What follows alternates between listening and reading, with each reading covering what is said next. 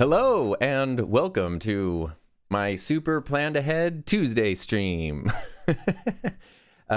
Just wanted to have a stream today. Thought that would be fun, and I wanted to make my stream dream come true. So, thanks for hanging out here if you can. I know everybody's kind of everywhere, and it's very cool that those of you who could make it could make it. We can talk about all kinds of fun stuff today. Definitely want to say, what up, Luke? Thanks for being here. This thumbnail, I was looking, I have like pre-made streaming thumbnails, and I was going through my folder, and I found this photo of our Corgi Finley from a couple years ago, just licking the pod mic, and I was like, oh, that's a thumbnail right there, which is very, very cool. So what's up, Luke? It's good to see you here. I did put the little note, like if you have a question, you can put a Q colon, helps me find them easier. It's not the law. If you don't, it's okay, but sometimes the streams are like so mellow and nothing happens, and other times it's like there's more questions than it's possible to answer. So yeah, I just wanted to try to help that out if you got questions. Hey, look at this channel right here. Heather Ramirez. She's cute. I love her. Bailey's here. Thank you, Bailey. Hope you got my email, Bailey. Ernesto, what's up? Parker, what's up? Nebulous. How long will I keep going? Till I'm done. I know that's a nebulous answer. Gavin, what's up, Gavin? Gavin with Gavin over here. Ryukin, more thumbnail loving. I love all that. I'm skipping the questions and just going straight to the hellos. What's up, Bicky and Riopel?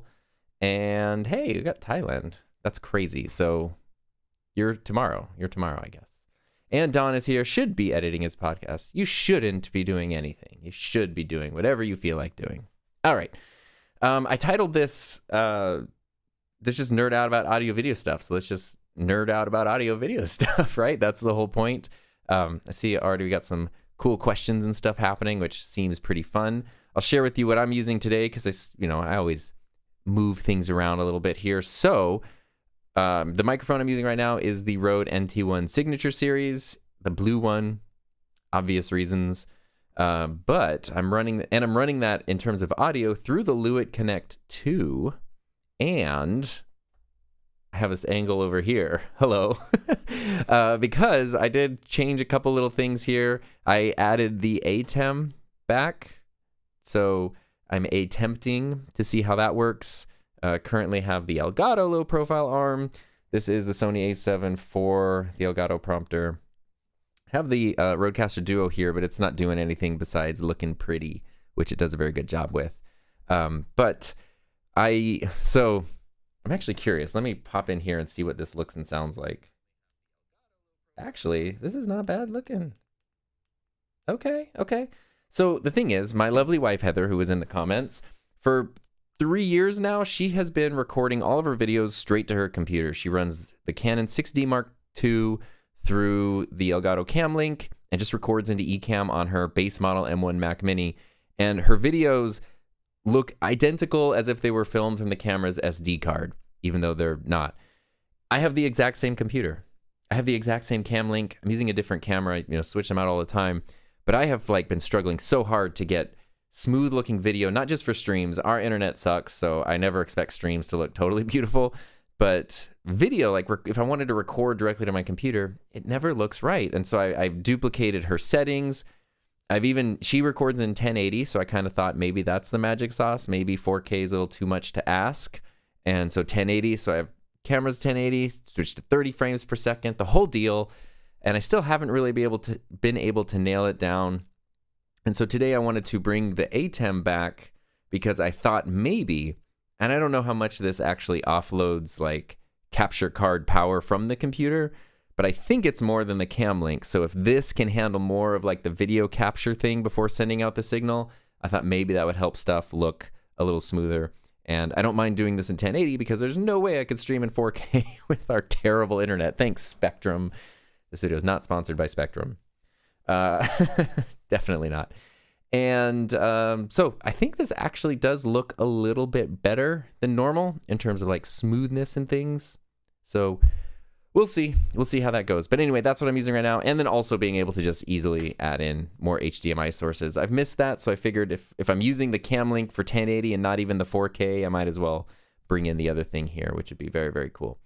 are very, very appreciated, I suppose. All right, let's dive into some questions. First, I definitely want to say thanks to Tom. Great name. Love your videos. Thanks for the content. Without a doubt, favorite color scheme of any YouTubes. Just the Roy G. Biv, but emphasis on the B in Biv because, yeah, Biv Marquee. All right. Let's dive in here, and I am going to search up some questions and just sort of see what's up. Carfari says, hey, I'm exploring mics again. Could the Interview Pro be used or modified in a run-and-gun podcast way? I'm thinking a compact kit. I'm guessing the Omni isn't ideal. Well, I saw this during the countdown, and I grabbed my Interview Pro right here, which I need to make a video on, or I want to make a video on this. This actually works, having a wider shot. I'm glad I added this. I really, really love the way that this microphone feels. It works really well. If you don't know what the Interview Pro is, it's a Rode microphone. It's omnidirectional, so it picks up sound from every direction. And it's 2.4 gigahertz wireless, so it can pair directly to the receiver of like the Rode Wireless Pros, the Wireless Go 2s, even the Rodecaster Duo. I could pair this mic right there. It also has inbuilt 32-bit float recording, so like 40 hours worth of audio. So I can just press record, and then this is just an audio recorder, and I don't need anything else, which is very cool. And I love the way it's just a good feeling microphone, you know? But that omnidirectional pickup pattern could be good for run and gun podcasting. But if you're doing something that's long form, I kind of feel like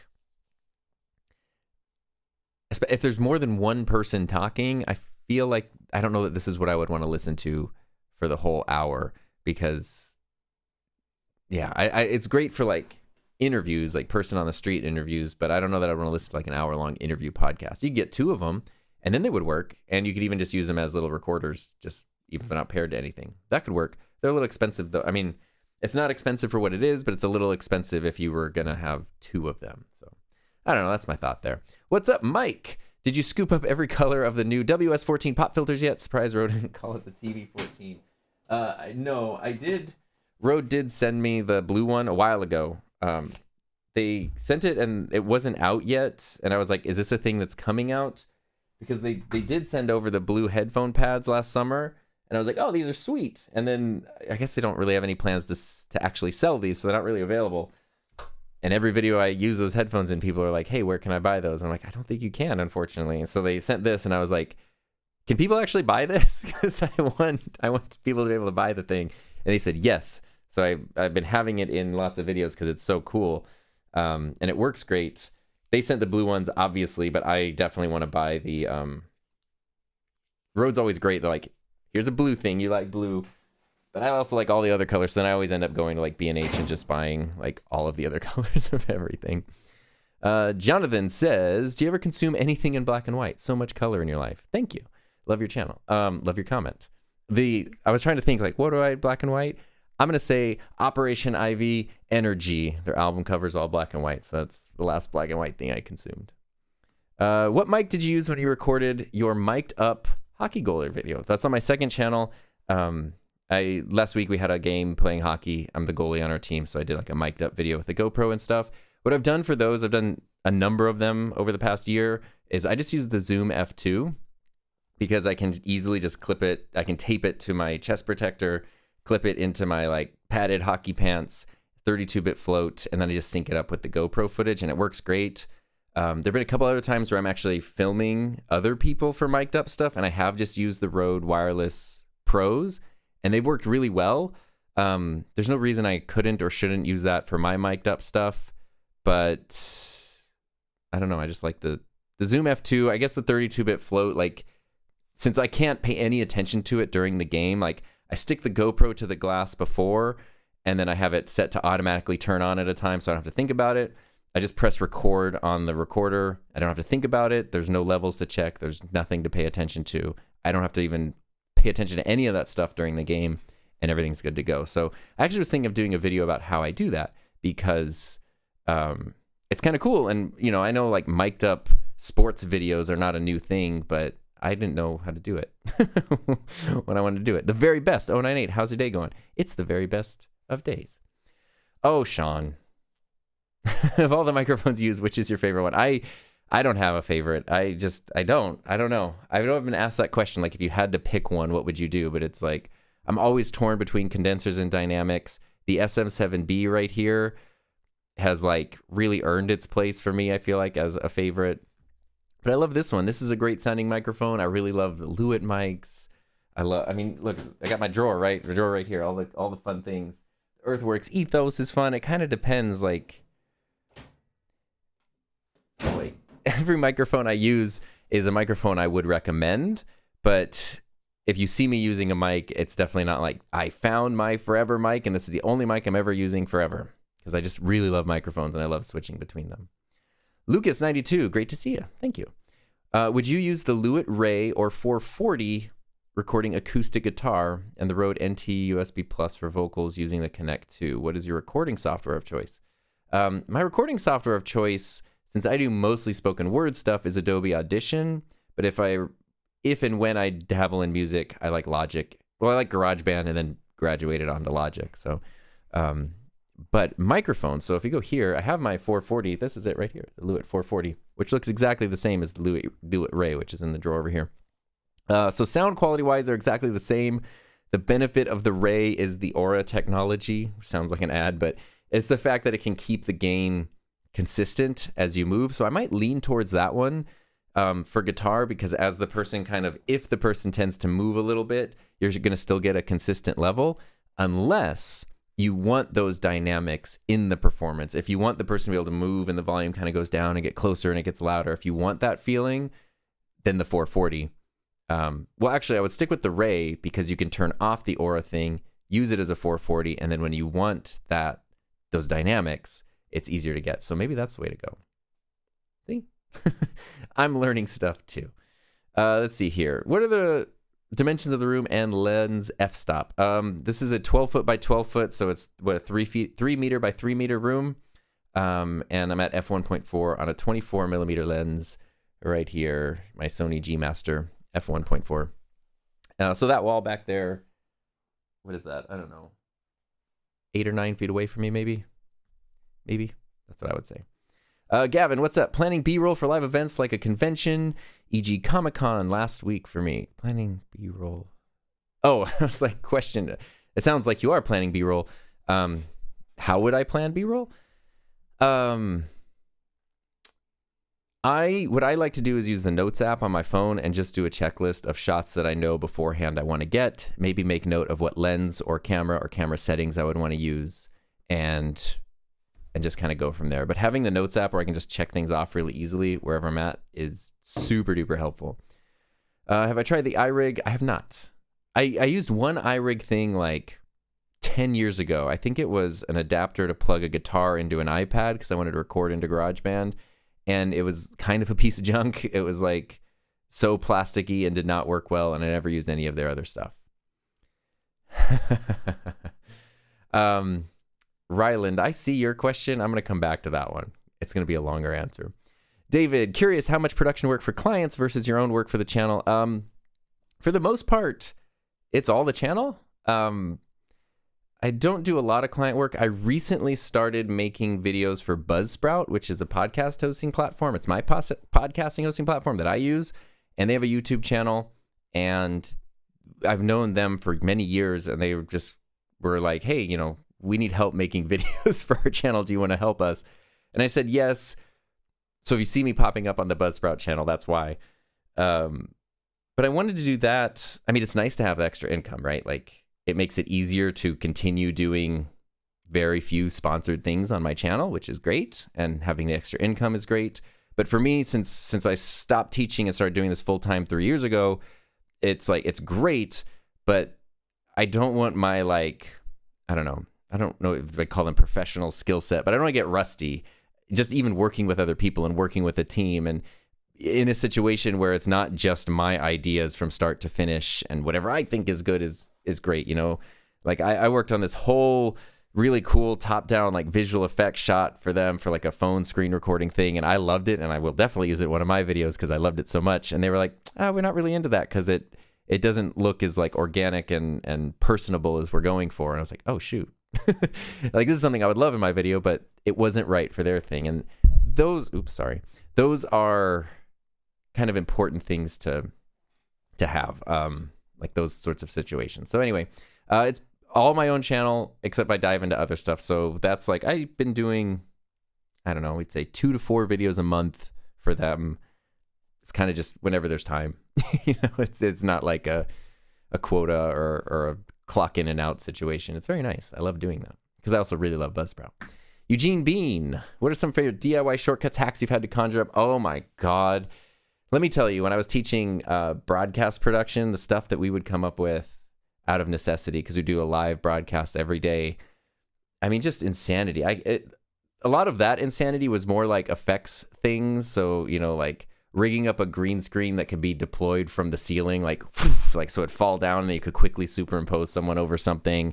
Goofy's like, I don't know, lots of like old timey like fishing lines, strings, raising things up and down, and like goofy stuff like that has always been my favorite sort of thing.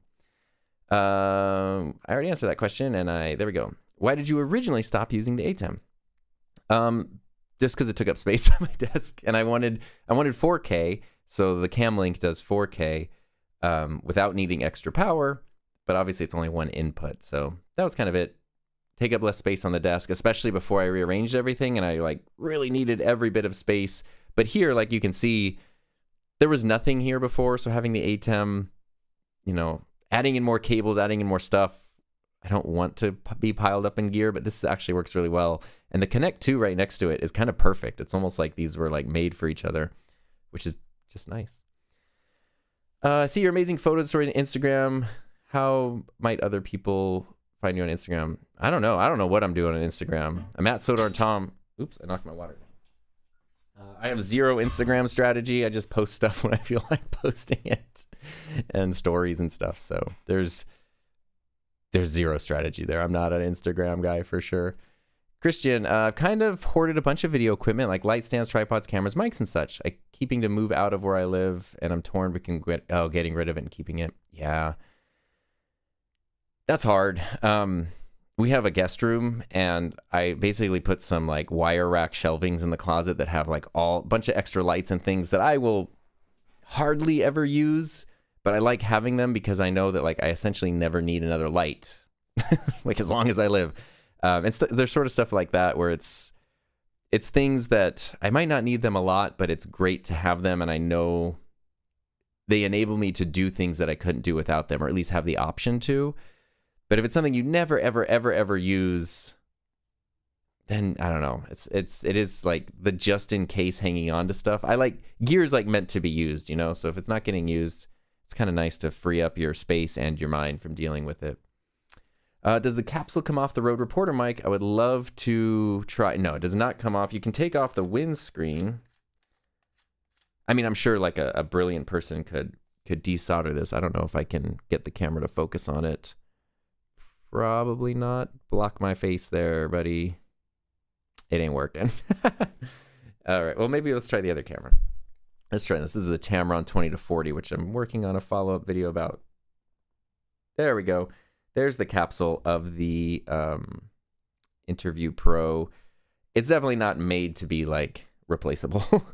But Rode did say the Interview Pro, the design is based on some wireless mics that they've had for a long time. But they did say this is a new capsule, so we'll see. My question is, what do you think I should do?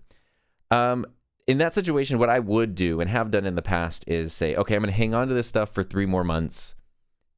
If at the end of that 3 months I haven't touched or used any of it, then I'm going to get rid of it. 3 months is just a time period that works well for me.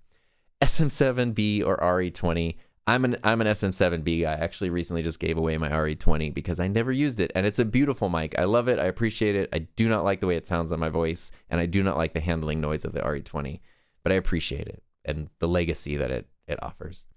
Hey, what's the best way to show you support? Just watch videos. That's the best way. Patreon, Coffee, YouTube. Anything beyond watching videos it's not anything I would ever expect, but if I had to choose, I would say Patreon because it's off-platform.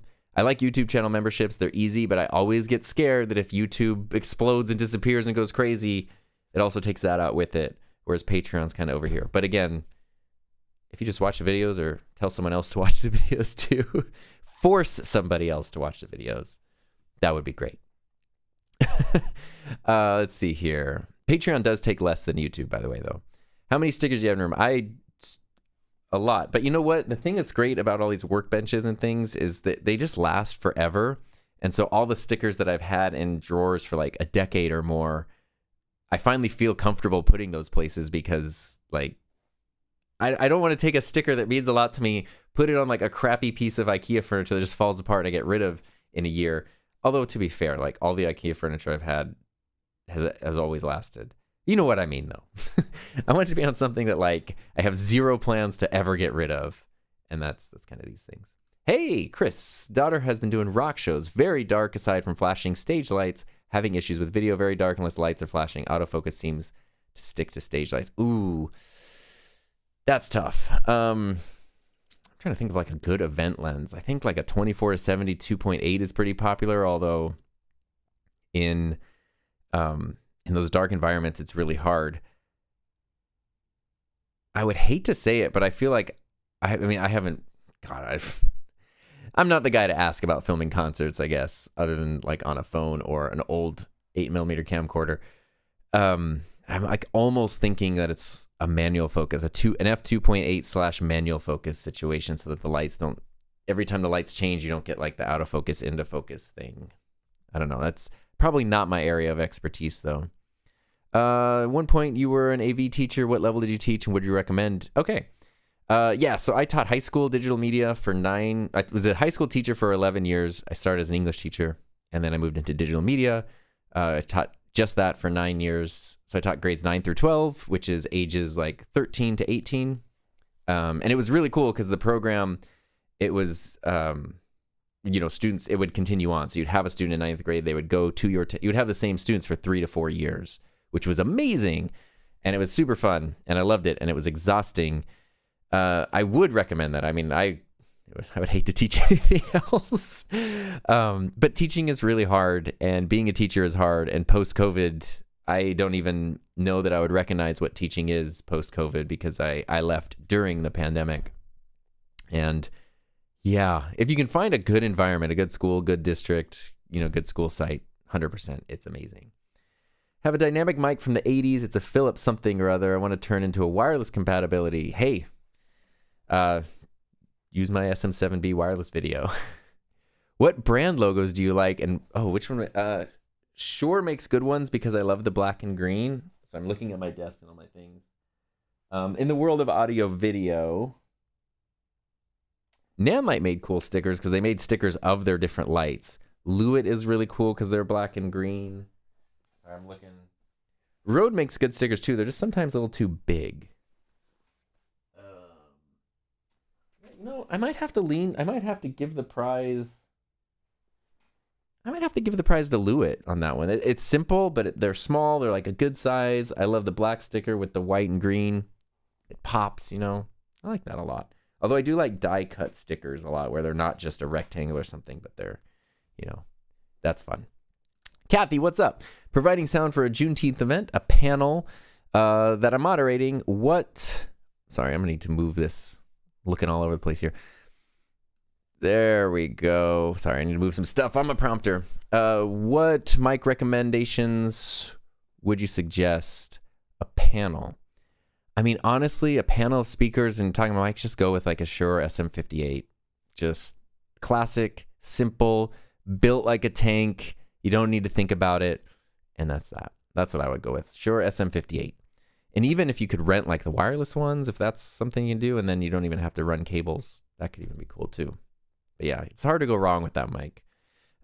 Is your camera on the desk or the wall? It's on this, what is this? iFootage. I forget the name of this one. Cobra. Little mini monopod thing with an iFootage tripod head that has a Manfrotto plate. I forget what that's called, but it's the type of plates that Manfrotto tripods use. So, and it's great because it's got this little base here that makes it nice and sturdy. Obviously, it can hold the camera, the lens, and the prompter just fine. And it works great. I've seen people mount their cameras to walls, and that's super cool. And I just haven't done that yet. I don't know that I ever would, but yeah. What is the recommended distance for using the Nifty 50? I usually keep it... I like 6 feet, maybe 5 or 6 feet minimum. That's probably where I would go. I know it's audio video, but let's tie in that hockey mask in the background. I know you're living goalie. Have you ever thought about doing videos on your hockey team? 100%. Yes. I joined a team last season. There's a new summer season. Heather and I helped start a team, so we're actually both on the same team this summer season. And it's been really fun because the team, like, it's a little more purpose and motivation than you would typically see in like an adult beginner beer league team. And we definitely have been doing stuff and want to do more stuff. We have merch and stickers and cool custom jerseys. I did get my mask painted last. I have a video on my second channel about this, but this is pretty sweet. And there's a big old Aquabats thing on the side. And like, there's even like AV, like play, pause, rewind buttons, and got audio waves on here, and just even a P-base headstock on the back, and our local AHL pro hockey team logo and initials. Just cool stuff kind of everywhere. So that's been really fun. That has been super fun. Will you be reviewing the MV7 Plus? I want to, but it's just sort of whenever like I happen to have the extra money to buy it, then I'll do it. How do you stream without headphones? I double and triple checked my audio many times prior to streaming, and then I just try to ignore the anxiety that I'm feeling. That's how I do that. Alan has the Tascam Mixcast 4 with 4 XLR mics connected. Do you have an easy way to add a 5th? Ooh. That's tricky. I don't have an easy way to add the 5th. I've tried tinkering with like combining interfaces and stuff with like Roadcasters, and you can do it, but it's tough to keep everything in sync correctly. I would say a separate USB mic or USB interface, and then you mix it all together in your software is probably the best way if you can get past any latency issues. Sweet, we got our first thumbs down. Let's see here. I use my Rodecaster Pro 2 to record podcast episodes for people. We use the local library private rooms. Oh, that's awesome. What should I charge per hour? Good Lord, as much as you can.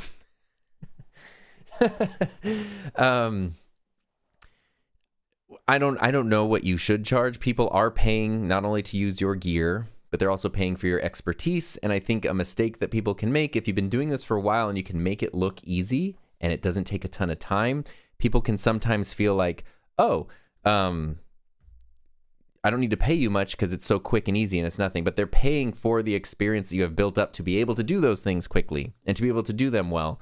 So it should be something that's worth your time, keeping in mind, if you're paying taxes on this, if it's not just under the table payments and you're doing it the proper way. And, sure, charging someone $100 is cool. And then you pay like essentially half of that in taxes. Like, is $50 really worth it? Like taking those kinds of things into account should very much be worth your time, I guess. I did want to say thanks. I'm guessing this is not the same person that gave the thumbs down, but Nico, super chat, thank you. MV7 Plus. So I've done the MV7 and I had the MV7X, and the Plus, the thing I'm most interested in ironically, is the software processing, because it really seems like Shure did a great job of leveling things up there. I want to jump back in and just sort of check in with comments and things here that are... Marty, what's up, Marty? Enjoy the mocked up footage. Love playing hockey. Yeah, my body doesn't appreciate me for doing that either. Hey, you just became a member. That's awesome. All right. There's one thing I'm just sort of scanning through for non-cues that I missed. There's one that I want to go back to. Well, actually, we'll keep doing some questions. I'll come back to this one in a bit, just because there's a question in there that I think is going to take a lot of time, and I want to give it the time that it needs. Let's see here. Do you have any experience field recording? If yes, what was my ideal setup? I mean, it's like, yes, for small things that I've done for student projects, for small independent things, not for like a Marvel movie or something. And whenever I did stuff, I pretty much, this will sort of date the time period in which I did it, but I always kind of used the Zoom H4n or the Zoom H5 because they worked really well, and then you could just pop a mic into them if you're booming something or adding an extension. Those are kind of the main ones. I did use the in a past life the Sennheiser G3s and G4s a lot, which worked really, really well as well. But that was, what was I running those into? I must have rigged it up into like, it must have been a G4 into like an H6, which sounds like you sunk my battleship, but those are products.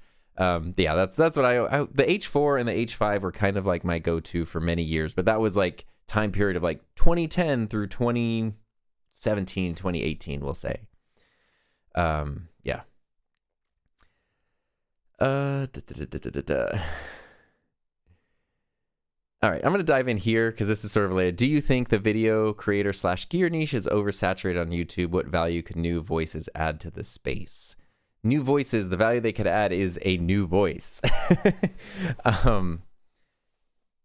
There's a lot. So the other question that I had saved was from Ryland, who said, are you updating your code of ethics you've shared before since the recent chaos? So if you've been, this might take a few minutes to dive into, but this will be my place of addressing this. If you've been watching YouTube, especially camera YouTube, and it's even drifted out into a few niches lately, there's been a lot of videos and a lot of talk about how creators work with brands and all this stuff and sponsorships and things are saturated and people are burnt out and all that kind of stuff. And I have a lot of thoughts about it because this is something that I've been talking about for years and feel very strongly about. And it's interesting that this has popped up as a discussion. So there's two things I actually want to share with you. Let's see here. I think I have a scene. Boom, look at that. Look at that. It worked. Yeah.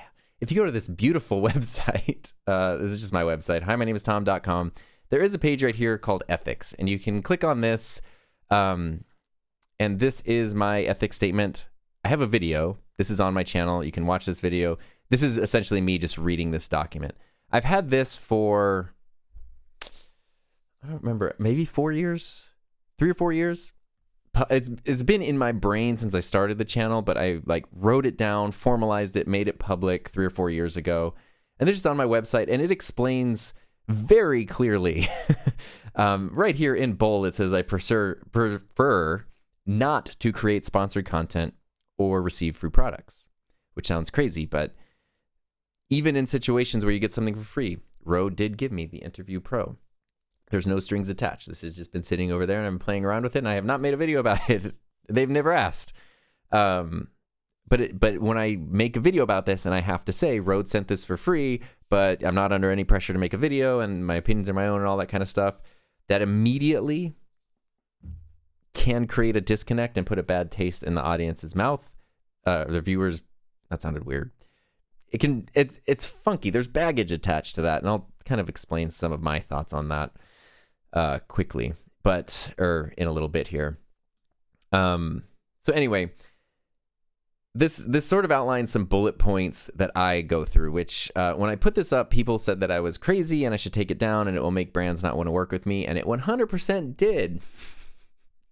So this is the first thing. If a brand ever reaches out, I even have an inkling that maybe I want to like even establish a relationship with them, whether that means making anything or getting anything. If it's even just like, hey, I'd love to know someone from this company.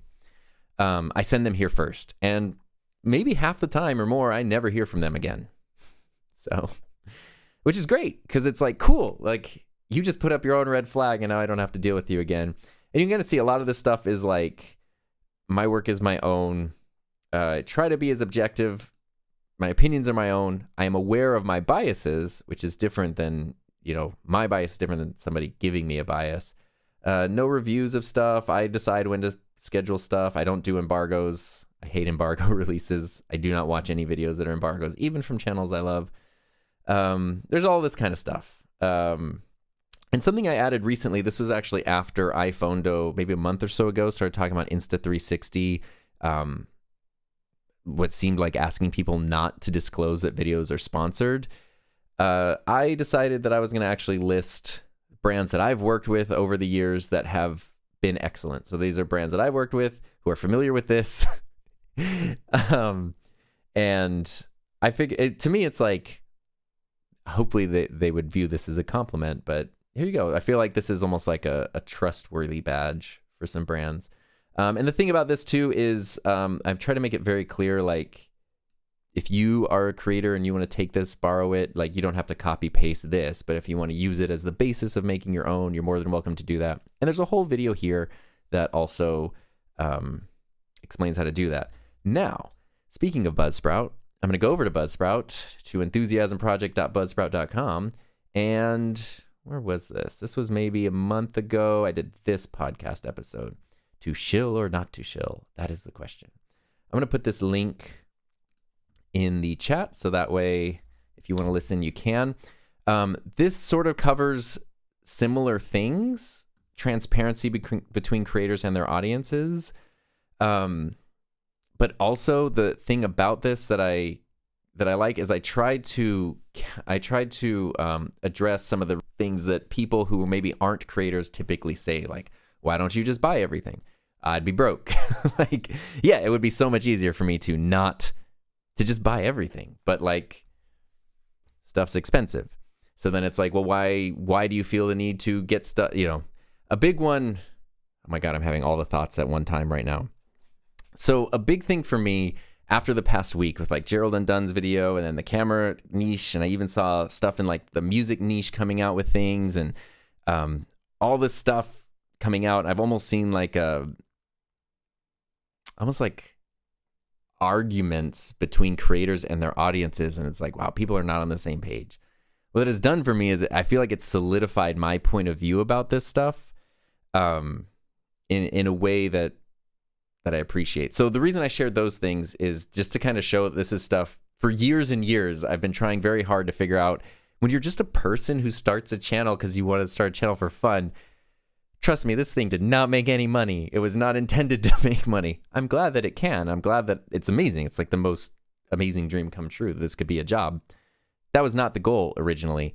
And so you just find yourself as like a person who is interested in audio video gear, and now you're like navigating this world of brands and partnerships and public perceptions. And it's like, I don't know. I just like microphones and cameras and stuff.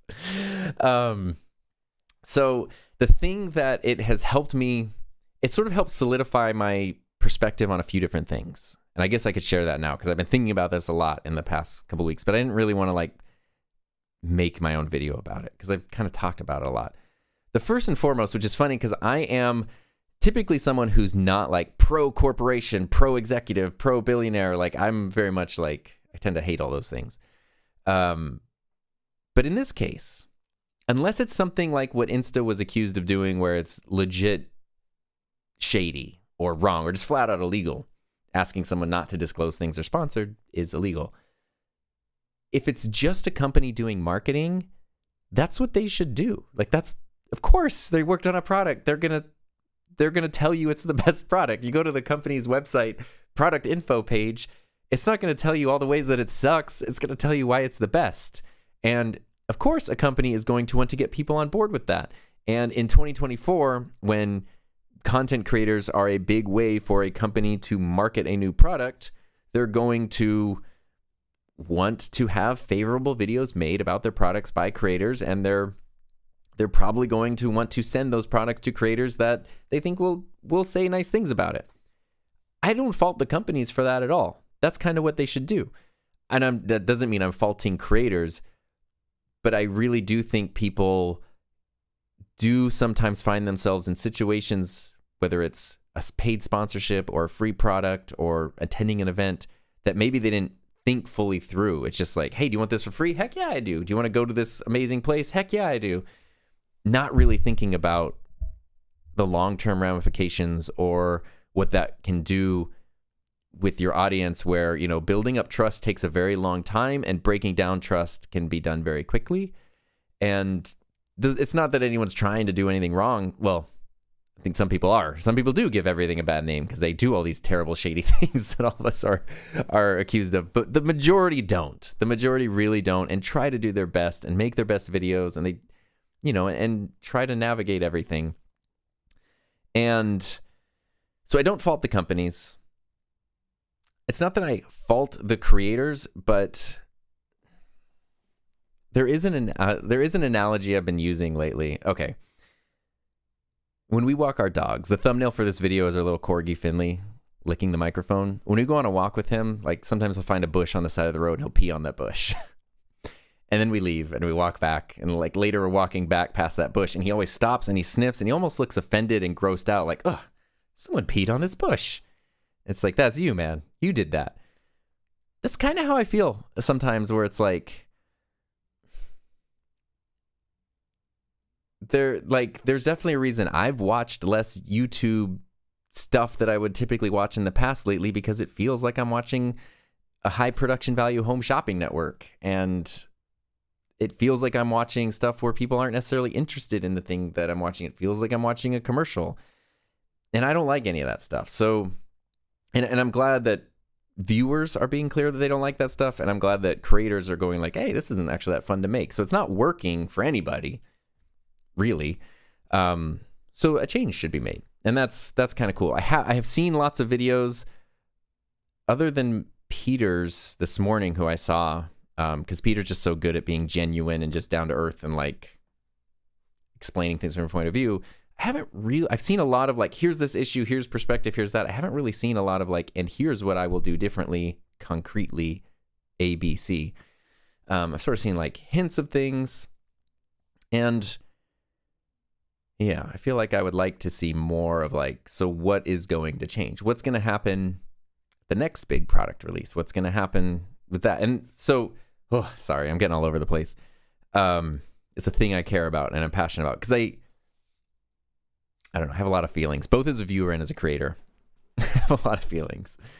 I feel like being able to trust someone is very important, and even if it's someone you don't know and you just know them through YouTube or through their YouTube channel, feeling like you're able to trust them. Here's the example I'm going to use. Sorry, I know I'm all over the place, but you know what? You got me riled up. If you watched my wife Heather and I's couples table live stream on her channel last week, I showed this scene from Silicon Valley, the TV show. And let's see if I can hop over here. Oh, sweet. So this is what? Season 4, episode 5. If you haven't watched Silicon Valley, it's great. You should watch it. Basically what's happening... Peter Gregory's mother. What's happening in this scene is you have this character, Gavin Belson, who is like a Steve Jobs tech CEO kind of guy, and all the other characters. Basically, he's sort of been ousted from his company, and he's trying to get them on his side. And it's the typical Silicon Valley thing of like, this huge company started in a garage, and so he's walking them through his garage. That was Peter's workstation. I think I can even maybe... This was mine. Oh, here you And sure have changed. In a way, they've stayed exactly the same. As we forge our new paths together, we must remain focused on what's really important, not material success or wealth. But yeah, so anyway, they go through this whole thing, and the end of the scene That is why I brought you here. is Right. Let me show you the rest of the place. him saying like, let's get to work. I can't hear this. Going by what I remember. And what you realize is he has built his garage, this thing where you thought he's in, like he's getting back to his roots, in his current garage, which is essentially an airplane hangar, and it's like, it's all fake and stuff. There are not a lot of YouTube channels that do that, but there are some that they really make it seem like it's just a person just in their bedroom, you know, making vids. And it turns out there's like a team behind it, or a huge strategy, or they don't even own their channel, or everything is paid for and you didn't realize it was paid for. And that sucks. And I hate that. And as a viewer, I hate discovering that. I don't care if people are big and have teams. Like Marquez Brownlee is one of my favorite creators. He's so transparent about having a team and a studio and, you know, all this kind of stuff. Like, there's nothing wrong with that. It's the transparency part of it. So the problem is there are enough bad actors that give everybody a bad name. And unfortunately, if you are just someone who's trying to eke out your niche and just make your videos and do your thing, you have to keep that in mind. So what that means is I feel like you have to go above and beyond to win the viewers' trust and to establish a relationship with them. And if you're able to do that, that's something that you should want to protect, even if that means leaving money on the table in terms of a sponsorship or a brand thing or whatever. So for example, the thing of like, company sent me this for free, but I don't have to say anything about that. every one of the videos that I've seen from people talking about this has had somebody or multiple people in the comments saying that people say they quote that line and then they say, that's completely untrue because if you say something bad, you won't get any more free products. I can tell you that the lure of free products wears off very quickly. Like, I did not work 7 years on this channel to get an Interview Pro. Just buy this. It'd be so much easier for me to just buy this and not do any of the other stuff. Do the other stuff because I like it. But it's a spectrum, right? Everybody's using the same term. It's the same way that like the word creator applies to Mr. Beast and me. He's a movie studio and I'm a person in a room. Like, I'm one guy pushing these buttons and playing audio that's too loud. Like, but we have the same name. People can use that same phrase of, you know, they sent this to me, this video is not sponsored, all opinions are my own. And some people who say that will never say anything negative because they don't want to lose the free stuff or the relationship with the company. And there's the other end of the spectrum where people genuinely don't care. Like, I can tell you, I like Rode products. I've used them for years, since before having a YouTube channel. I've met people from Rode. They're great. You know, it's really nice that you saved me the money of like having to test this thing out, which is cool.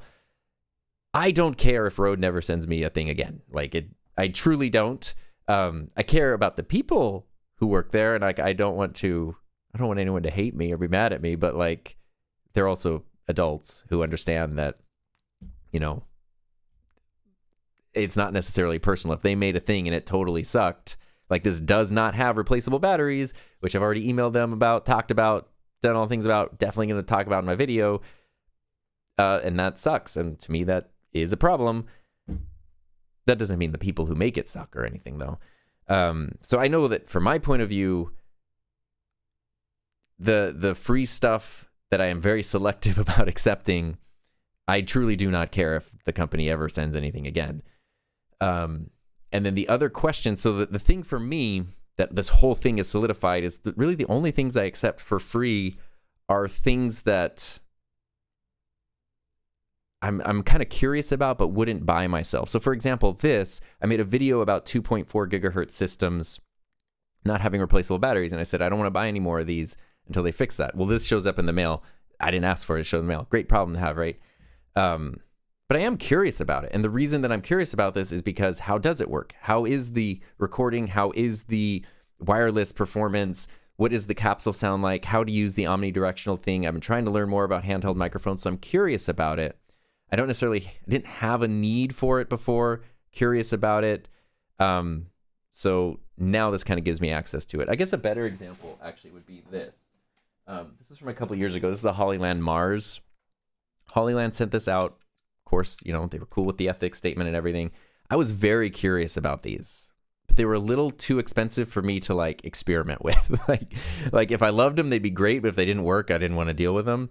And so I had Hollyland send this out, or I didn't have them. They asked and I said, sure. And I ended up loving them. And now, I mean, I still use them. It's been years and I still use them all the time and they've worked really well. So now I have an opinion about it. I have experience with this type of technology. If I need an additional wireless HDMI thing now in the future, I would be comfortable spending my own money on it because it let me kind of experiment. And then the other flip side to that, this is sort of the bigger one really, is my thought, you know, years ago was like, well, I'm fine just making videos about whatever like I need. Like, I don't need to make a video about every new computer that comes out, but every few years when I get a new computer, maybe I'll make a video about it just because then I got a new computer, I make a video about it. So I'll just talk about the things that I have and the things that I do and the things that I use. But a very strange, cool thing happened as the channel grew. And I've seen this happen to other people is people start asking you, like in the chat here, people are saying, hey, you're going to review the MV7. Well, I don't need the MV7 or the MV7 Plus. I don't need it, right? Like I have all these other mics that I probably prefer. I don't really need that microphone, but it's really special to me that somebody cares about my perspective to include it in their decision-making process as they're looking at different microphones or whatever the product might be. The fact that my voice is one thing that kind of plays a role into that, I think is very special. And so the reason I never stopped accepting anything for free was because it sort of felt like it was important to, like, I don't know if the word serve is like maybe too loaded, but to be respectful of the people who support the channel and actually care about what I do enough to want me to talk about specific things because they want to know about it. That's really important to me, and that's really special to me. And I don't have the money to buy all of the things that those people want to hear about.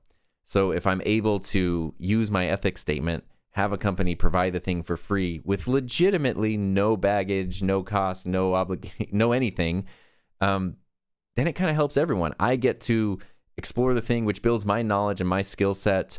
I get to provide the thing. I keep looking over here at this camera. I guess you're the other person now. Hello. I keep getting to provide the thing, the input and the perspective for the person who asked for it. And, you know, everybody kind of wins in that regard. So that's why I try to be very, very selective about that stuff. But I've tried to be as transparent as possible about that over many years at this point, and hopefully that comes across. I know that was very long. That's why I waited to get into those answers. So I'm going to go through the chat and sort of see this discussion, and then we'll go back to the questions. I was planning to sort of wrap up around 11 a.m. my time, so about 40 more minutes-ish. There we go. Let's see here. I see Doc is in the chat, so I know we're about to get some treatment from the Doc. But John's here. Super chat. Thank you, John. Have you made your process more efficient over time? So go watch my recent studio tour video, because that is how, and it is an absolute game changer for sure. There you go. Mike is someone who has made his own ethics statement based on mine, and it's very, very helpful. Doc here says it's victim mentality that thinks everyone is out to get you, and somebody making a living sharing their thoughts on a product paid by a manufacturer, someone get out to get you or cheating. I don't think it's victim mentality. It is very, I can say for a fact there are people who straight up lie.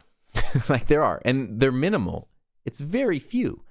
Everybody I know, thankfully, including you, Doc, wants to do the best that they can and tries their absolute hardest and really cares about what they do.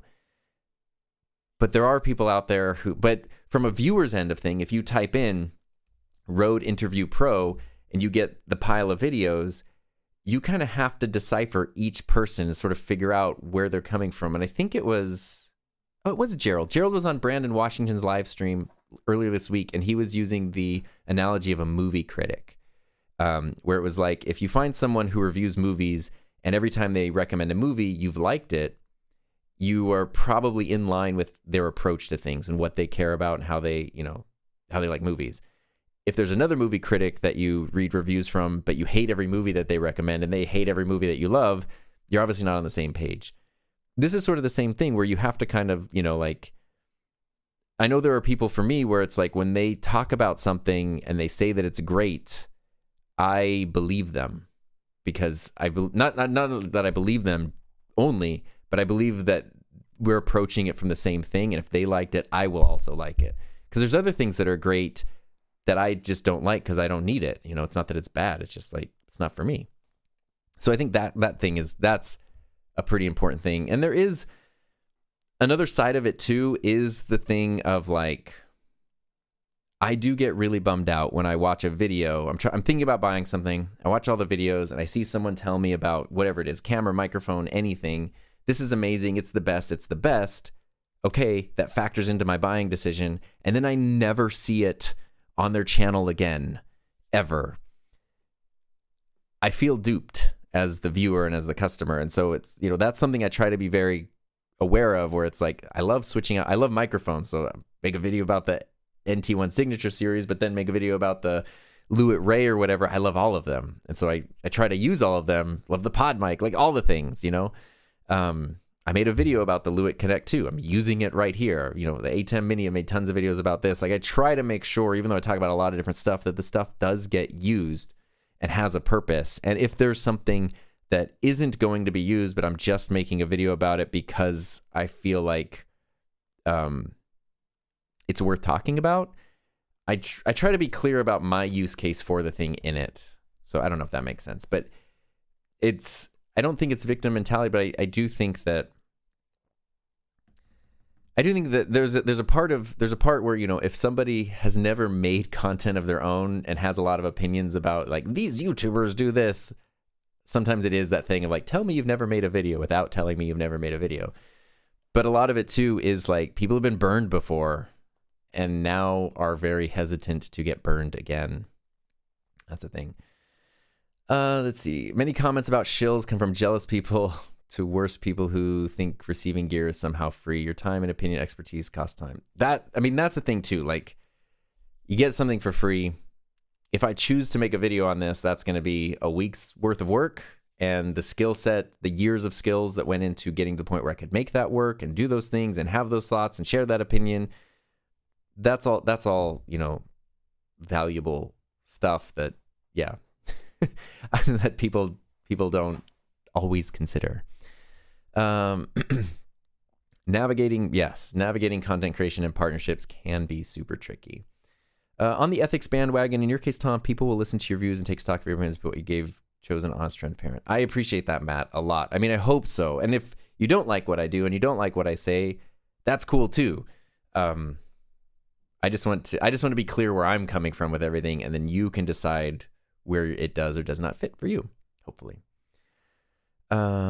Yeah, this is what I was saying earlier, Doc. The same idiot accused Apple keynotes of being infomercials. Duh, yes, they're supposed to be. Yeah, I don't fault the companies. I don't fault the companies for marketing their products, like, at all. It is the thing of, like, and I guess, like, on the creator side of things, there does become a point where you can kind of see the matrix. Like, there are times when a company has approached me about a product and I say I'm not interested or I don't want to do anything, and they send over their, you know, their it's like a PDF of like all the features and talking points and things. I'm like, I'm not interested in this. But then I see that, you know, that product release happens and I see other people talking about it, and sometimes I can follow along. I have like the PDF from the company, and you can watch the video and just follow along and be like, the company wrote this person's video. And the person might not even intend for that to be the case. They might be saying, I want to be correct in this information, and I'm going to then talk about the specs and the features that the company provided because those are the official ones.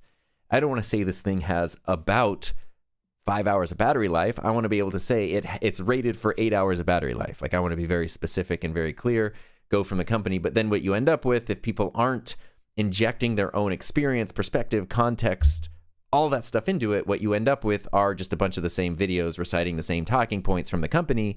And then that's when people go like, oh, the company's just making creators make commercials for them. It's like, the company's doing marketing. That's what they do. It's up to us how to handle that. DCS, what's up? I think I made many lose sight about the free items and how little value they have to a creator. I mean, you know, let's be honest. I did this all to get this microphone. I spent tens of thousands of dollars in 7 years and countless hours and literal blood, sweat, and tears to get this mic. It's a long con, baby, and it paid off. West Virginia Wildlife. What's the best microphone for ASMR bird sounds? Ooh, I don't know, but if somebody knows, I would love to hear this. I'm thinking some sort of shotgun mic or some sort of pencil condenser that you can place far away, but can really dial in, pick up all those adorable bird sounds. Tyler says creators just fell into line. They think YouTube Space is playing this camera release gear drop game. They're to blame for taking the easier route. We got real bored of it. I think that's a completely fair perspective. I think, and that's the thing where it's like when the A7S III came out, the Sony A7S III a couple of years ago. Where is it? I'm a visual person. I need to be able to show things when I talk about them, even though I'm not going to use this camera. This is the camera that made me switch to Sony 3 years ago, a year after it came out. When this came out, a bunch of people were crazy excited about it. I, as a Canon user, was really interested in it. Yes, Sony did a keynote. Sony sent out marketing things. Sony sent out review units. But this was something that, like, it genuinely enabled people to do things they couldn't do before. You know, full frame 4K without overheating, full size HDMI, 4K 120, all the great things about this camera that are more common now, 4 years later, but weren't common at the time. It was a big deal. And so when you saw people talking about it, it was like, here's how I use it. Here's how I use it. Oh my gosh, this is why I'm excited about it. So even though everybody was making A7S3 review videos at the time that the A7S3 came out, the reasoning behind it was genuine, like excitement, enthusiasm, passion, all that kind of stuff. That is different than like company has decided they're releasing a thing now. Everyone's making the video now. We're talking about it now because the company told us to talk about it now. Not necessarily anything wrong with that, except then we don't talk about it anymore. It is 4 years later and people are still talking about the A7S3. It stands on its own without that. It's those things that like, it's all huge hype for a week and then you never hear about it again. That's the stuff. I'm tired of it. You're tired of it. I'm proud that I've never played that game on my channel. I mean, the closest release date thing that I can really think of is the Rodecaster Pro 2, which is not this, but it's the closest thing I have to it. And that's because that's like one of my most used, most favorite pieces of gear ever. It is like the person who had the A7S2 and was waiting for the A7S3. And it's like, oh my God, I can't wait for this. That was me in the Rodecaster Pro 2. So sometimes it's like, cool. It's cool to be excited about stuff. It's cool to have fun with things. It's just sort of like how you approach it, you know? Let's see. Stop watching too many unboxes. Definitely watch you and Heather's my favorite creators. I keep thinking of like the unboxing videos I used to watch where it was like, I remember before, this is like 2008, like old timey. I used to watch MacBook Pro unboxings. I think they were called MacBook Pros at the time. They barely been called that. And I remember like, I really wanted to buy one. It would be the badly lit orange webcam video of somebody like opening the thing. It's unedited, you know, there's no B-roll. It's just them holding the thing up to the camera and talking about it. And it's like, I know they didn't necessarily have all the graphs and charts and things, but it was giving me like real insight into a person who just spent a whole bunch of money on this thing and what they feel and think about it. That was really cool. Yeah, I'm not against marketing. What I'm against is creators unwittingly becoming the marketing department. There's nothing wrong with going to a brand's keynote where they're going to market the crap out of you. Like, right? We just went to NAB recently. There's a whole show floor where it's like everybody's just shouting at you about how great their stuff is. That's awesome. The key is to use your own critical thought and go like, this is awesome, but it doesn't mean only negative reviews are honest, but being a critical thinker and going like, okay, for my needs, this does or doesn't fit. For this person's needs, it could work. There's kind of a weird thing here. Like, you know, when the Shure MV7 came out, the original one, and it had micro USB. Shure can write in their marketing like USB connection, fast, high speed USB, blah, blah. I'm like, it's 2020 or 2021. There's no reason that this device should have micro USB on it. It should be USB-C. Like, that is a flaw that no matter what the company says, I can't get behind. I can't say anything good about, you know, like that's just sort of that. Matt got connected. Okay, there's the audio issue. That was a while ago. Ion, Ecamm Live. Baby, it's the best. Now we're talking about Ecamm versus StreamYard. I agree. No comparison. For sure. This is the Rode NT1 Signature Series. Yes, the mic arm is the Elgato low profile. Aubrey's here. I can finally chat again. Yay. Any plan on doing a Hollyland Lark M2 review? I'm curious about the Hollyland because every time I've heard it, it sounds great and it's so small. It's like a little button. But it has that same problem of like the built-in batteries, which I have enough things with built-in batteries that I don't want to buy any more things with built-in batteries. So, and that's something too, I guess that's another thing too, is like for me, when stuff is financially, when stuff is like $100 to $200 or less, it's like, even if the company would send it for free, I'll just buy the thing. Like, it's just easy to not have to deal with any of that. Yeah, there we go. Do you have any recommendations for shorter XLR cables? That's a good question. I think Condor Blue makes some really good patch cables that are quite, like, if you want to just like rig up like a shotgun mic on a camera. Otherwise, I've been using the Rode ones, but they're a little longer. Rode NT1A, I don't have it, but yeah, still a good one. Thanks, Bailey, for being an awesome moderator. Where's the drums? They're actually in our master bedroom because it's, for some reason, it's like ridiculously large in there, and there's room for a drum set. So there you go. That's where they are. Okay, I appreciate everyone being understanding about me trying to figure out my thoughts here. You need to let us know about the blood and tears. Let me tell you the number of times, big reason redoing my office, number of times I've smacked my head, stubbed my toe, cut my legs, like all that kind of stuff. Plus I live in the desert, so it's hot and sweaty. And I'm often sweaty. Paul, what's up, Paul? Still workhorse camera, A7S3. Yeah, that's great. And that's the thing too, is like, I bought my 3 Sony cameras 3 years ago pretty much, and I still like cameras. Cameras are interesting, but they kind of suit my needs. Like, no real need for other ones, right? Matt's here. What's up, Matt? I'm just trying to kind of catch up. I like this, Gil. I ended up discovering a lot of new, and this is kind of it too. Like, I'm happy to talk about this on a live stream, but for me, it was less about like, let's keep talking about this in a dedicated video, and more about like, if you want to do things differently, or you feel like there's a different way you could approach things, you can be the example and do that. You can do things that way, and that's cool. YOLO Live is mad at me for criticizing how buggy the YOLO Box Ultra is.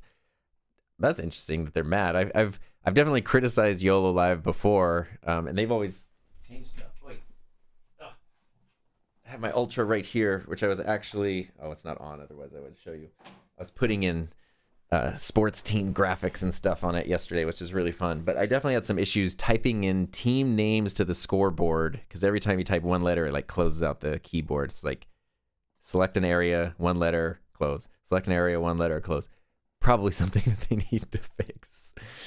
It was said that Shure had an abundance of micro USB. I bet. Same reason that Sony for a long time had these like really terrible, low res, low quality LCD screens on all their cameras, and they kept putting them in. I had read that like they had bought like a remaining stock of Samsung LEDs or LCDs or something, and just need to go through them.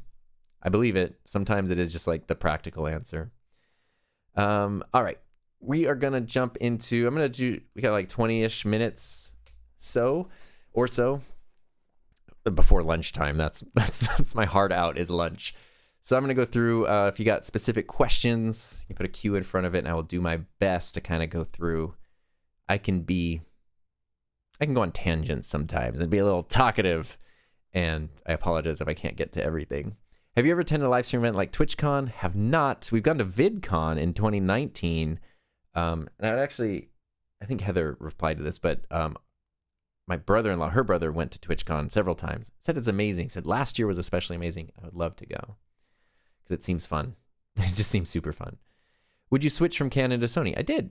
And you're using the M6 Mark II. So super funny, actually. My video that I'm going to be putting out this Thursday is, it's my experience 3 years after switching to Sony. So I kind of explain the whys, what it's been like, the pros and the cons. Overall, I'm quite happy with Sony, but not 100%. And I have found their, I don't know if you call it customer service. They don't really seem like they go out of their way to like keep you a customer. So I love their cameras. I'm not a huge fan of their lenses, which I explain why in that video. Yeah, so hopefully it's a pretty balanced, like, overall, I really love my Sony cameras, and I'm happy I made the switch, and they let me do things that I couldn't have done otherwise, but they're not perfect.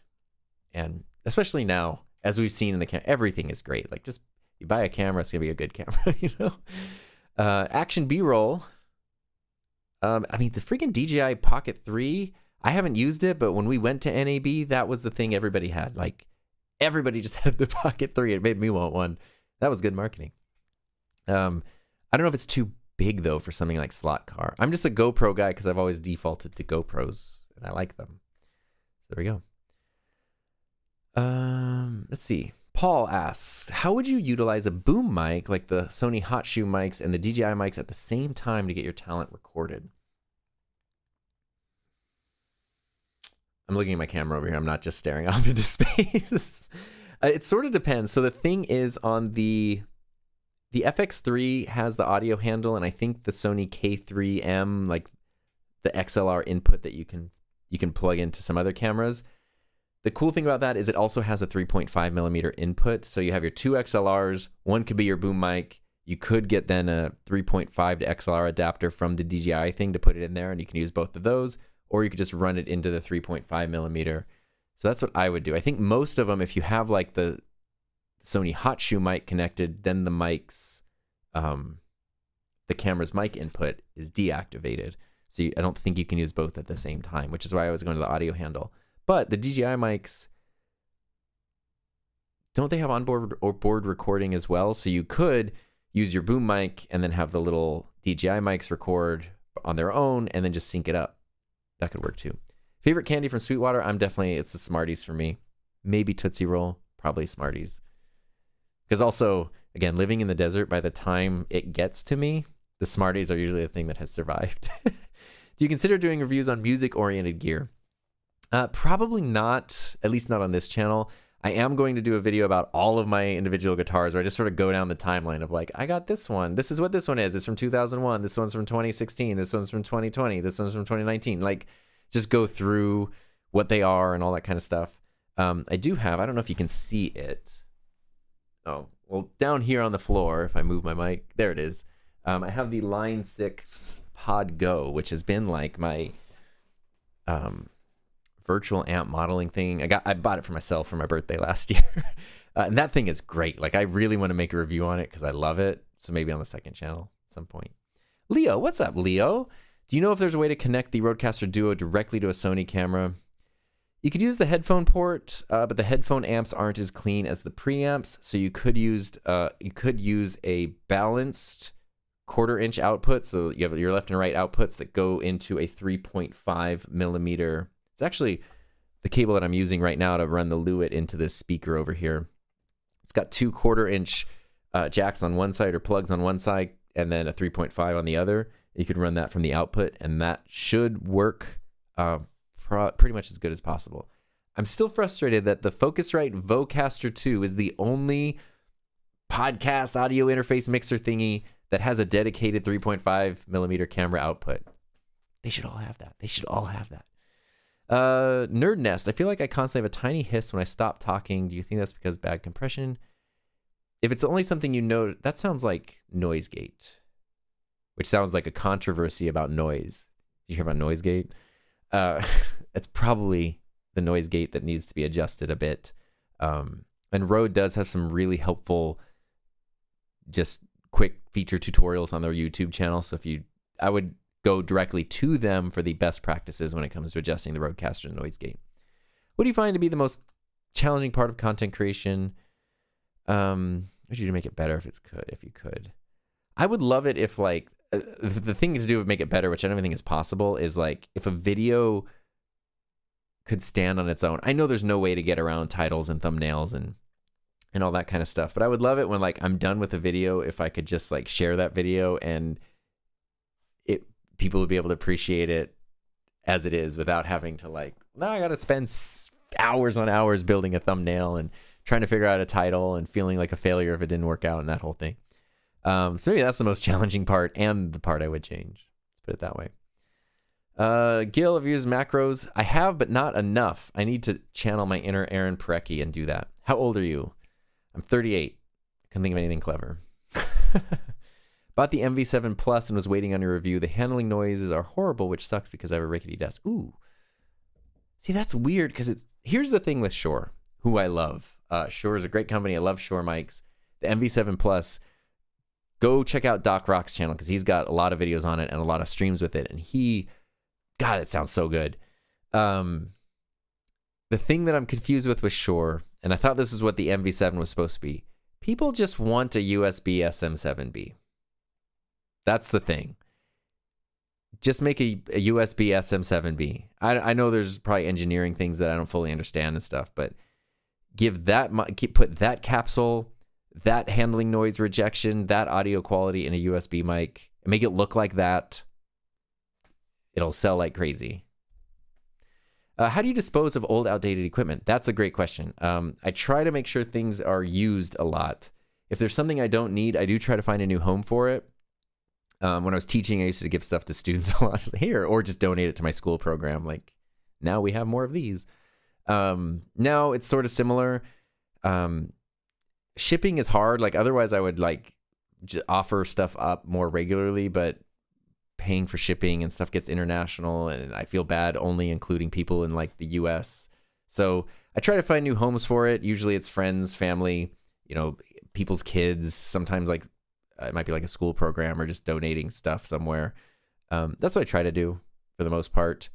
Some stuff like I've sold gear back to, not gear that was given to me, but like, when I switched to Sony, I had 2 Canon EOS Rs. I sold one of them to Adorama for like their gear thing, which is a total ripoff. Like don't use Adorama's gear buyback thing. So usually sometimes I'll sell it depending on what it is, if it's something I bought with my own money and I don't need it anymore. But otherwise I try to just like make sure it gets used and yeah, I've given stuff. I did do a thing a while ago. It was called the Buck Stop, and it was for like channel members and things. I put up a store page on my website, and everything was $1, and it was mostly stuff that had been sent that I didn't need anymore.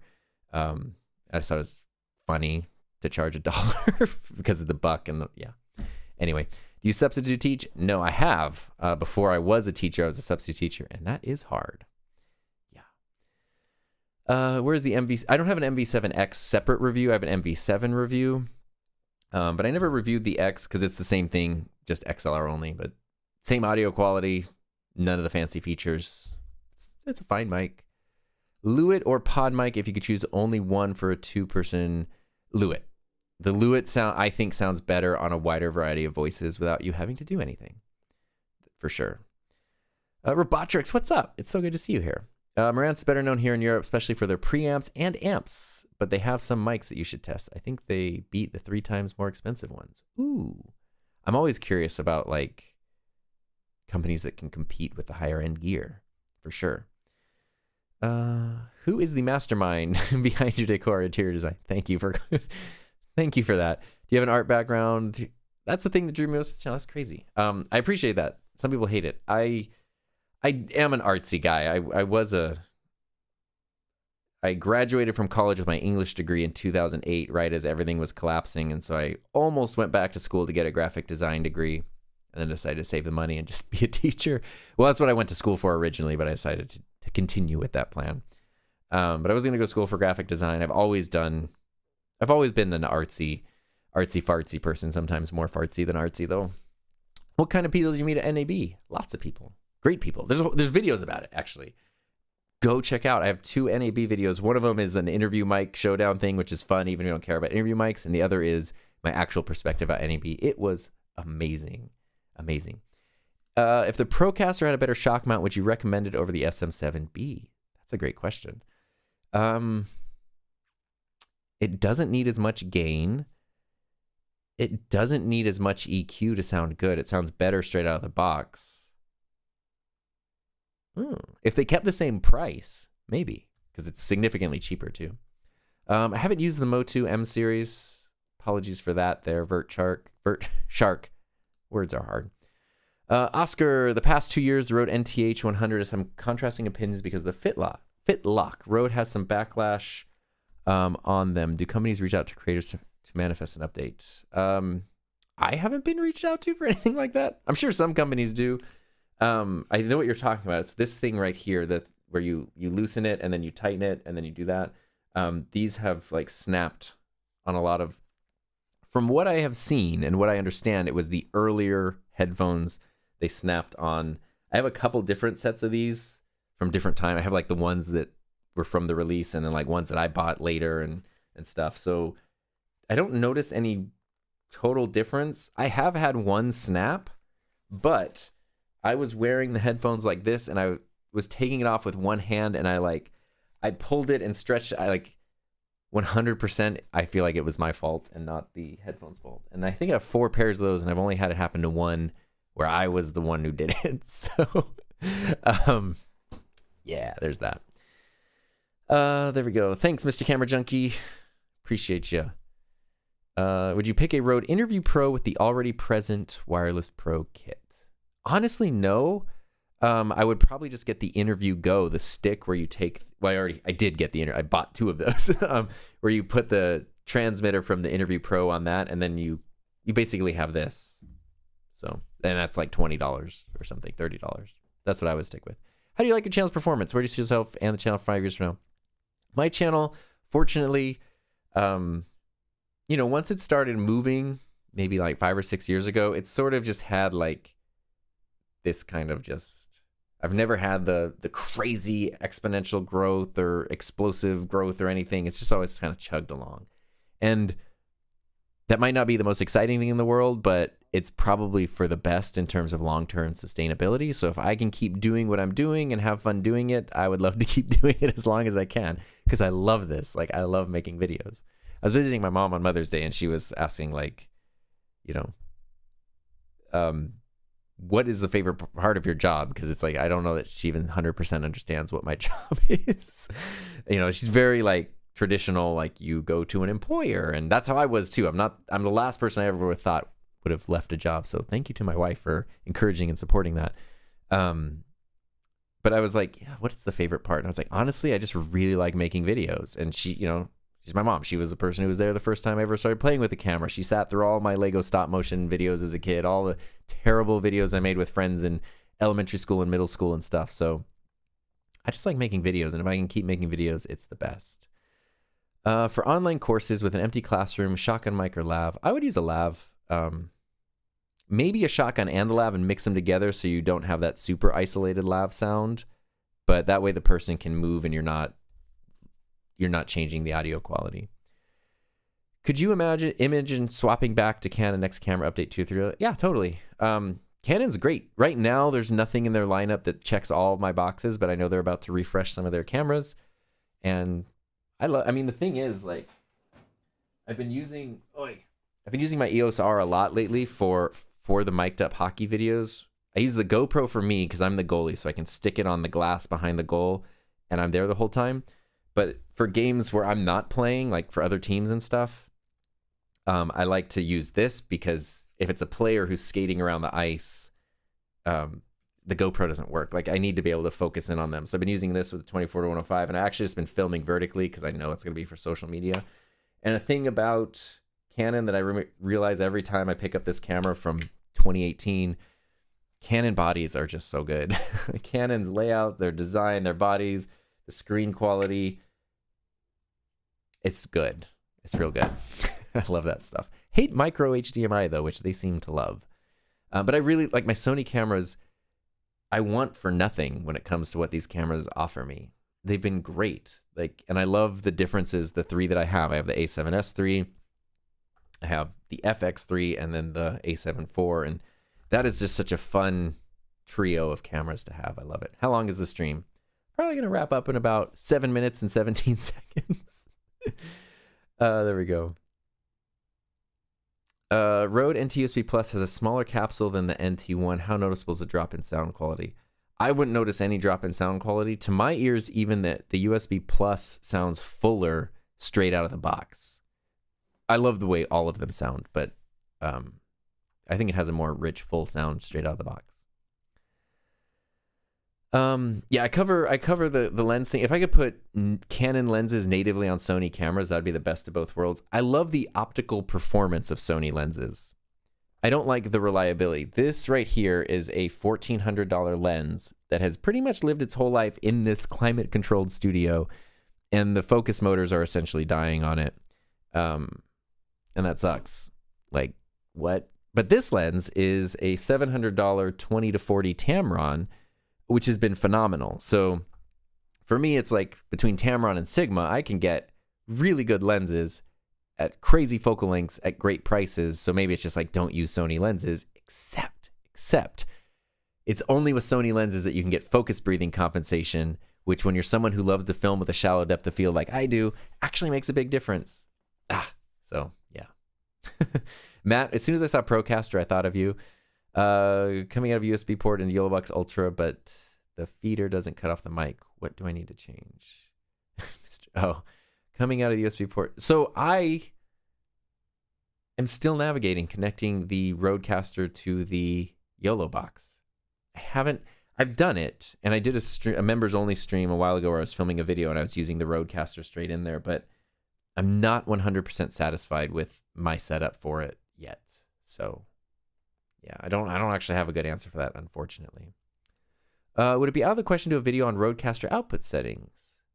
Actually, I'm sure there is a video. I have not done that video. That kind of sounds like an awesome idea, though.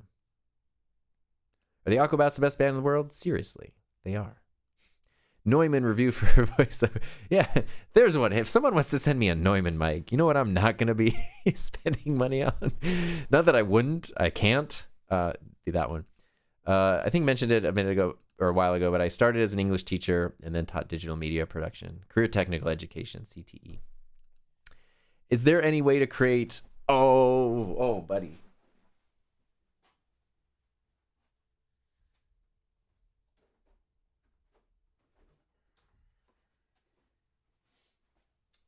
I know this might be why you asked, but hey, look, my autofocus is working. Look what I got in the box right here. This is still in the box. It's on my thing I want to dive into when I have time and haven't had time yet. I have that camera.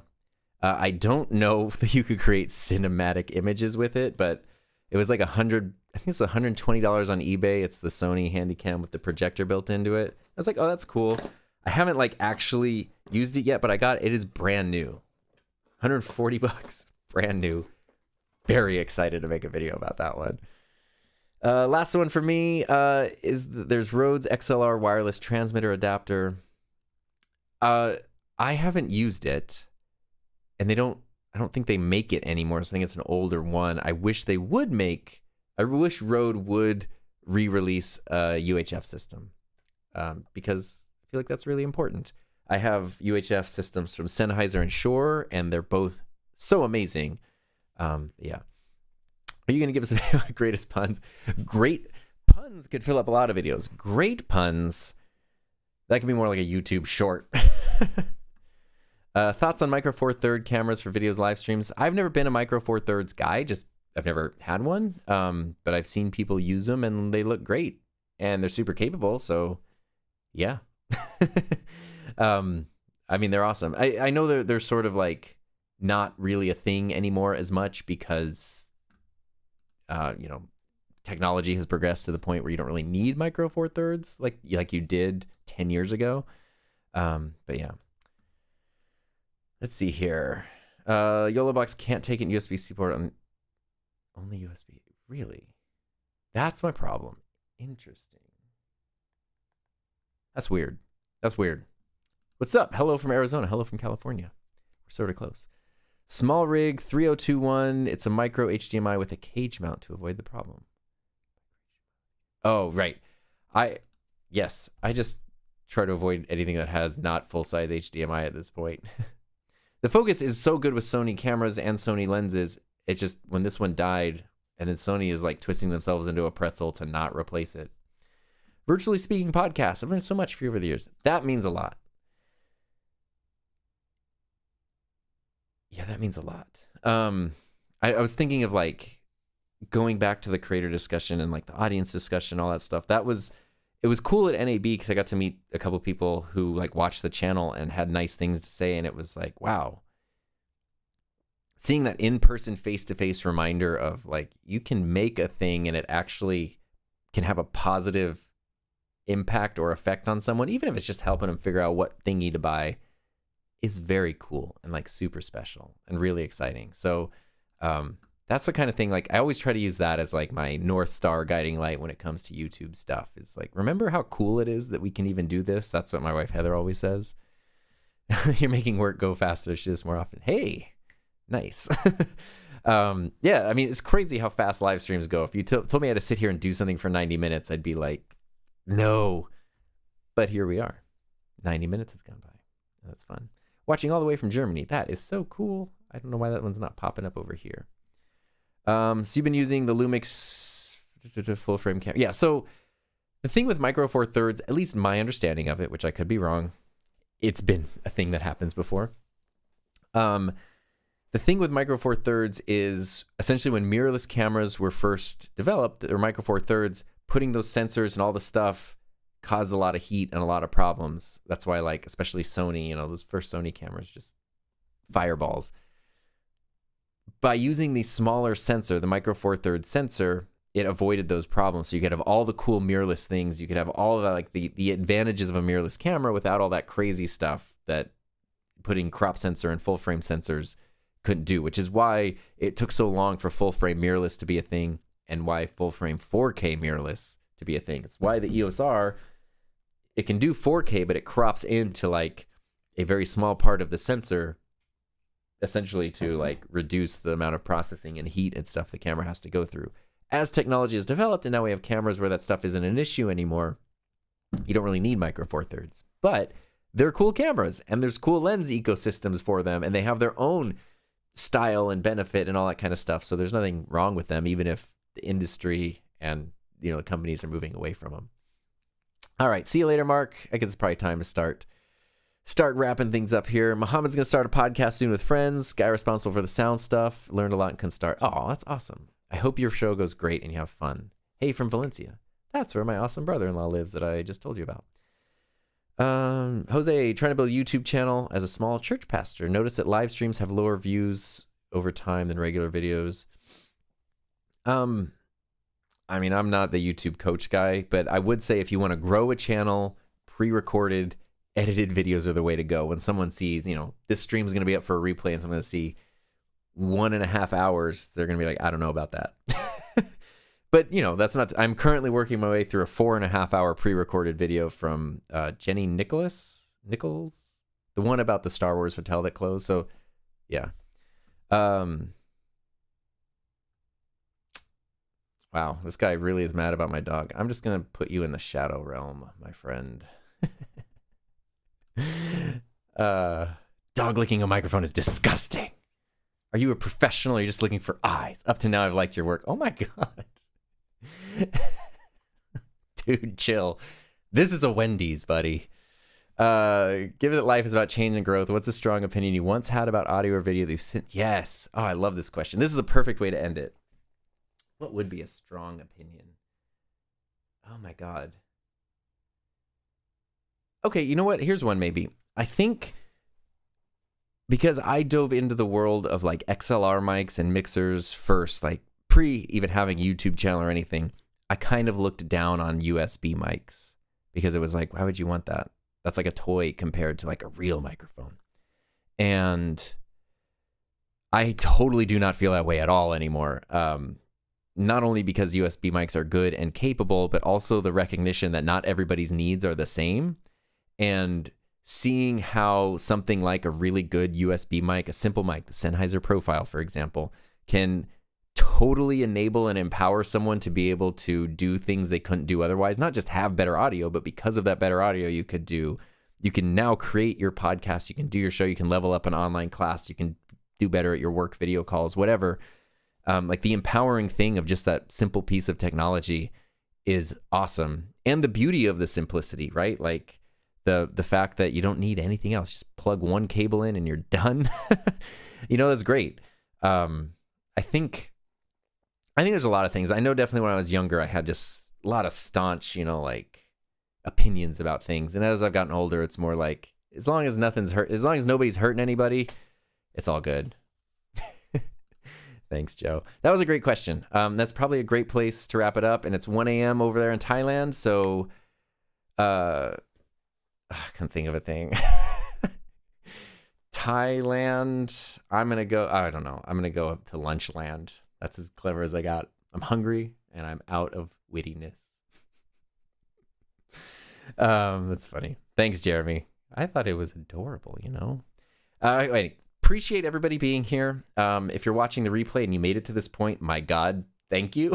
Thanks for the questions. Thanks for the super chats. Thanks for helping me navigate my own thoughts on things and for being genuinely kind and supportive. It's pretty crazy that I always just think a live stream, like I can just push a button here and now all over the world we can talk to each other about stuff. So I appreciate that very, very much. Any of the kindness and support, it's the best. So hope you all have a safe, happy, healthy, fun rest of your day. Thanks for being here. I'm going to let the countdown run for about a minute at the end of the stream so everyone say goodbye and whatnot. I appreciate you, and I'll see you next time.